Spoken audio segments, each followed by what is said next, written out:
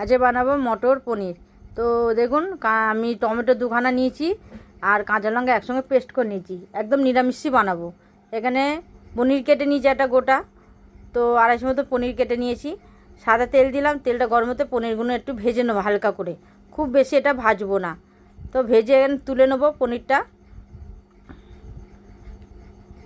পনিরটা তুলে নিলাম ভেজে। ওই তেলের মধ্যে তেজপাতা, সাদা জিরে ফোড়ন দিলাম, যে মশলাটা বেটে রেখেছিলাম সেটাও দিয়ে দিলাম। আমি এখানে নিরামিষই বানাবো, তো এবার দিয়ে দিলাম, দিয়ে ভালো করে একটু কষে নেবো। এই মটর পনিরটা খেতে দারুণ লাগে নিরামিষিতে। আর মটরশুঁটিটা দিয়ে দিলাম, রুটি পরোটা নানের সঙ্গে এটা দারুণ লাগবে, ফ্রাইড রাইসের সঙ্গেও খুব সুন্দর লাগবে খেতে। এখানে কাঁচা লঙ্কা আর আদা বেটে নিয়েছি, নিয়ে দিয়ে দিলাম।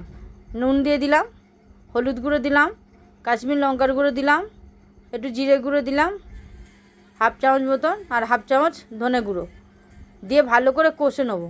গ্যাসটা আমি একদম কম আঁচে রেখেছি। তো বন্ধুরা, ভালো লাগলে লাইক কমেন্ট সাবস্ক্রাইব করে পাশে থাকুন বন্ধুরা। তো এবার সামান্য জল দিয়ে এটাকে কষে নেবো, খুব ভালো করে কষে নেবো। আমি একদম এটাকে অন্য রকম করে বানিয়েছি, পুরোটাই দেখবেন, তাহলে পুরো বুঝতে পারবেন কখন কি কোন মশলাটা কোনটা দিচ্ছি। তো এবার ওখানে পনিরগুলো দিয়ে দিলাম, কাসুরি মেথি দিয়ে দিলাম, দিয়ে ভালো করে একটু কষে নিচ্ছি। কাসুরি মেথি দিয়ে ভালো করে কষে নিচ্ছি। আর খেতে খুব দারুণ টেস্ট হয়েছিল এটা।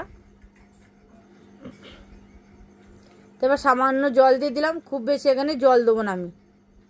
সামান্য জল দিয়ে এটা সিদ্ধ হওয়ার জন্য একটু রাখলে একটু সিদ্ধ হবে, তাহলে মশলাটা ভালোভাবে পনিরের মধ্যে ঢুকে যাবে। তো দেখুন ফুটে গেছে, একদম ফুটে এসছে।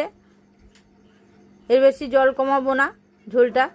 তো এবার ওর মধ্যে দিয়ে দিচ্ছি গরম মশলার গুঁড়ো, আর এখানে কর্নফ্লাওয়ার 1/2 চামচ মতো নিচ্ছি, দিয়ে একটু জল দিলাম, দিয়ে এখানে গুলে নিচ্ছি।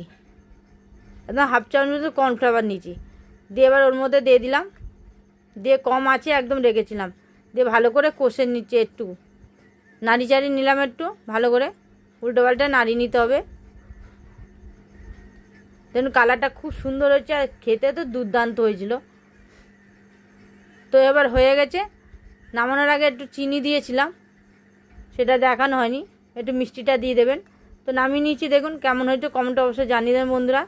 একটা লাইক করে দেবেন আর সাবস্ক্রাইব করে দেবেন বন্ধুরা। নতুন নতুন বন্ধু হলে সাবস্ক্রাইব করে পাশে থাকবেন, যাতে আরও নতুন নতুন রেসিপি আপনাদের সঙ্গে শেয়ার করতে পারি। তো এখন মতন আবার নতুন ভিডিও নিয়ে আবার পরে ফিরে আসবো। নমস্কার।